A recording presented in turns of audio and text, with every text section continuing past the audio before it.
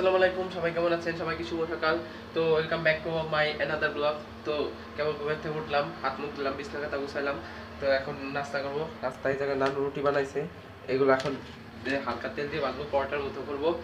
তো সকালবেলা 9:30 8টার দিক ভিডিও ছাড়ছি, এখন কারেন্ট হঠাৎ করে কারেন্ট চলে গেছে। ভিডিও ছাড়া হয়েছে, আনলিস্টেড করে রাখছি। এখন 1 ঘন্টা পর পাবলিক করবো, কিন্তু 1 ঘন্টার বেশি হয়ে গেছে, পাবলিক করতে পারতেছি না। সে 12:30টার দিক বলে কারেন্ট আসবে, প্রতিদিন বলে তাই করে। তো দেখা যাক, যদি আগে কারেন্ট চলে আসে তাহলে তো দিলাম, নাহলে তো 12:30টার দিক ছাড়তে হবে। তো ভিডিওটা দেখতে থাকুন।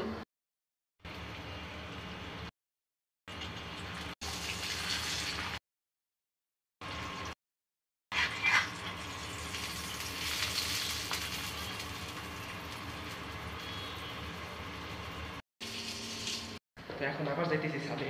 এই যে এই ড্রামগুলো শুকাইতে দেওয়া লাগবে, তার জন্য ছাদে যাইতেছি। চলে। তো ড্রাম তো এই যে জায়গা দিয়ে দিছি, এখন ছাদে আসলাম। ছাদে যদি না ঘুরি তাহলে হয় নাকি? তো আমার প্রিয় জায়গা এইটুকুই, মানে এই জায়গাতে, এই পাশে আমার প্রিয় জায়গা, এই পাশে মানে ভালো লাগে বেশি। ধরো আজকে একটা ভিডিও আপলোড দিছি, আপনারা অবশ্যই দেখবেন। ভিডিওটা কেমন হয়েছে অবশ্যই জানাবেন কমেন্টে। তো এখন নিচে চলে যাই, বাসায় কাজ আছে, কর্মশা লাগবে, তাহলে চলেন নিচে যাই। তো গাই শুভ সকাল। তো কালকে সারাদিন ব্লগ করি নাই, সকালে শুধু ব্লগ করছি একটু, আর তো আজকে আবার সকাল থেকে ব্লগ শুরু করলাম। তো এখন আবার যাবো ছাদে, কারণ এই যে ড্রাম, এই যে এটা এখন আবার ছাদে দিতে হবে, রোদে দিতে হবে, কারণ কালকে বলে রোদ হয় না, এর ভিতরে আবার কাতা বলে রাখবে, তার জন্য আবার এখন রোদে দিতে হবে, তার জন্য ছাদে যাইতে হবে। এখন চলেন ছাদে যাই আমরা। তো গাই ছাদে তো চলে আইছি, ওইটা ওখানে ওই জায়গা দিয়ে দিছি। আম্মু সকালটা বলতেছে ওটা ছাদে দিয়ে আয়, কারণ ওইটা বলে আরো গরম লাগবে, তা নাহলে কাতা রাখা যাবে না, কাতা বলে নষ্ট হয়ে যাবে তাহলে। তার জন্য এটা ছাদে দিতে আসলাম। আর বাইরে যে কুয়াশা পড়ছে, আজকে হলো প্রচুর ঠান্ডা পড়ছে। তো ভোরবেলা অনেক ঠান্ডা পড়ছিল, কিন্তু এখন একটু রোদ উঠছে, কিন্তু ঠান্ডা সেই একই। আরে দেখেন আমার ঠান্ডা লাগছে, তাও আমি হাফ প্যান্ট সাথে মোজা এরকম এইভাবে পরেছি। আম্মু কইতেছে খালি কি, তো কি জামা কাপড় নাই, তোর জামা কাপড় নাই, তুই হাফ প্যান্ট পরে কয় কোন পাগলের দেশে তুই বসবাস করস? তোর হাফ প্যান্ট, তোর ফুল প্যান্ট আছে, তাও ট্রাউজার আছে, তুই তা না পরে হাফ প্যান্ট পরে তারপরে আমার মোজা পরে বসতে হবে। তো ভাল লাগে, অভ্যাস হয়ে গেছে হাফ প্যান্ট পরে, শীতে গরমেও হাফ প্যান্ট পরি, শীতেও হাফ প্যান্ট পরি, ভালো লাগে, অভ্যাস হয়ে গেছে। ফুল প্যান্ট পরতে কেমন জিনিস লাগে। তো এইভাবেই আমি বাইরেই যাই। তো নিচে গেলেও আমি এইভাবেই হাফ প্যান্ট পরে বাইরে যাই, কিন্তু শরীরে ফুলাতা গেঞ্জি পরি। তো এখন আবার নিচে যাবো, চলেন দেখি সারাদিন আজকে কী করি। তো কালকে তো কোনো ব্লগই করি নেই, তো আজকে আবার শুরু করলাম। তো চলেন আবার নিচে যাই। তো সন্ধ্যা হয়ে গেছে। তো আম্মুরে দুপুরতে বলতেছি কি কি পুঁই শাকের চপ বানাইতে। তো আম্মু সেটা বুঝে নাই, পুঁই শাকের চপের বদলে এই জায়গায় পুঁই শাকের কি পাকোড়া, পুঁই শাকের পাকোড়া বানায় ফেলাইছে।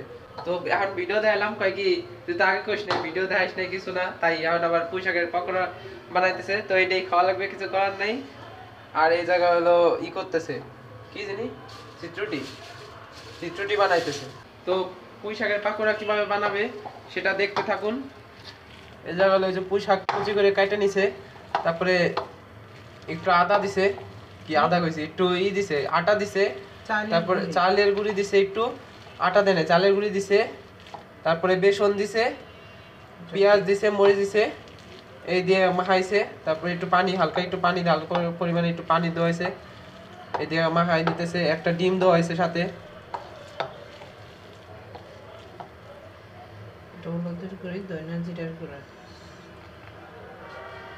তো বেসন যা দিয়ে মাখায় সেগুলো দেওয়া হয়েছে, আর আবার হলুদের গুঁড়া আর জিরার গুঁড়ায় দেওয়া হয়েছে। তো চুলায় তো সবকিছু দেওয়া হয়ে গেছে, তেল গরম হয়ে গেছে মনে হয়। তো এখন এই যে পাকুড়া ছাড়ে দিতেছে, দেখেন ছাড়ে দিছে।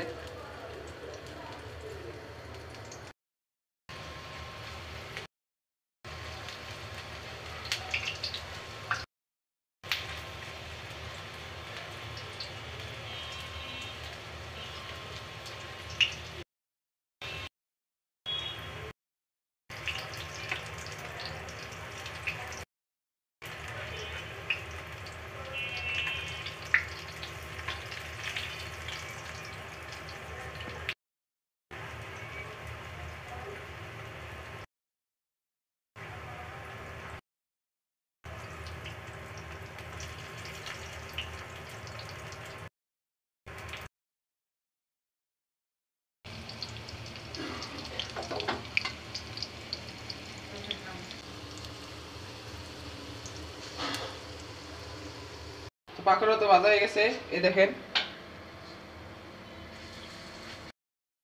তো এখন একটা খাই দেখি গরম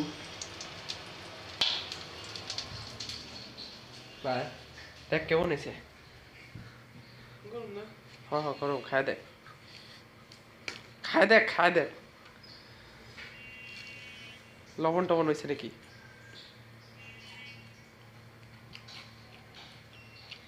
ঠিক আছে সব একটু লবণ লাগবে হ্যাঁ একটু লবণ লাগবে আমার কতটুক লাগবে একটু বলে লবণ লাগবে আমি এগুলো খাইনি আলু ছিল না আলু আলু